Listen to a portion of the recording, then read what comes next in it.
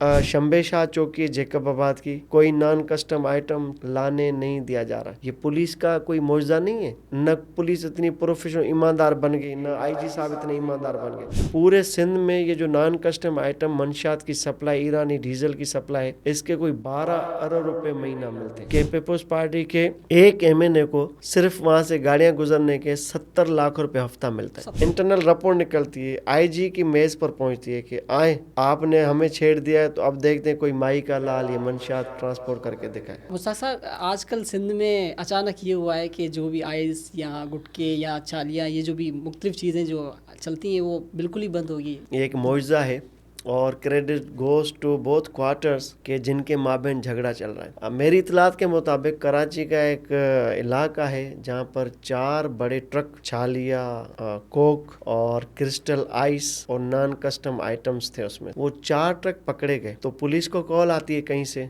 कि ये छोड़ दें। पुलिस कहती है हमारे पास तो ट्रक है ही नहीं। वो चारों के 4 ट्रक गायब हो जाते हैं। अच्छा, कराची से जबरदस्त वो फुटप्रिंट्स भी एलिमिनेट किए जाते हैं। सही। अब जहाँ से जिन क्वार्टर से कॉल आती है कि भाई ये कहाँ गए, तो झगड़ा शुरू हो जाता है। झगड़ा शुरू होने के बाद ये बात इतनी बढ़ जाती है कि पुलिस को चैलेंज किया जाता है कि रुको अभी हम तुम्हें बताते हैं। फिर जैकबाबाद के एक थाने से लेकर कराची के मेन थाने तक, कराची के मेन थाने से लेकर सांगड़ तक, सांगड़ से उमरकोट तक, उमरकोट से हैदराबाद तक, हैदराबाद से जो इन रूट चीजें होती हैं जहाँ से आती है, यानी ये पूरी जो ट्रांसपोर्टेशन होती है ड्रग्स की, पूरे रूट्स पर एक आईआर निकलती है, इंटरनल रिपोर्ट निकलती है, आईजी की मेज पर पहुंचती है कि आए आपने हमें छेड़ दिया है, तो अब देखते हैं कोई माई का लाल ये मंशियात ट्रांसपोर्ट करके दिखाए। और सारे धंधे शट डाउन हो जाते हैं। और इतनी उनके माबेन जंग छिड़ चुकी है और इसमें भला ला माला सिंध के यूथ का हो रहा है कि 7 दिन हो गए शंबे शाह चौकी जैकबाबाद की, वहां से कोई मजदा, कोई गाड़ी, कोई बाइक, कोई चिंची, कोई नॉन कस्टम आइटम लाने नहीं दिया जा रहा। ये पुलिस का कोई मौजूदा नहीं है।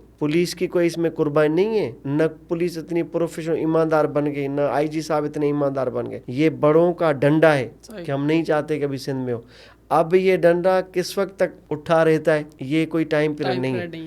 ये जितने भी मंशियात फरोश हैं इनके जबरदस्त ताल्लुकात हैं, बहुत बड़े ताल्लुकात हैं। अब मैं डर डर के बता रहा हूँ कि ये जो इंटरनल रिपोर्ट्स निकली हैं, पूरे सिंध में ये जो नॉन कस्टम आइटम मंशियात की सप्लाई, ईरानी डीजल की सप्लाई, इसके कोई 12 अरब रुपए महीना मिलते हैं पुलिस को। तो 12 अरब का रेवेन्यू जनरेट होता है जो अंडर टेबल कहा जाता है। और उस 12 अरब में पुलिस नहीं चलती, आपके साफी भी चलते हैं, आपके टीवी चैनल्स भी चलते हैं, आपके सियासतदानों के घर भी चलते हैं। कि पीपल्स पार्टी के एक एमएनए को सिर्फ वहां से गाड़ियां गुजरने के 70 लाख रुपए हफ्ता मिलता है।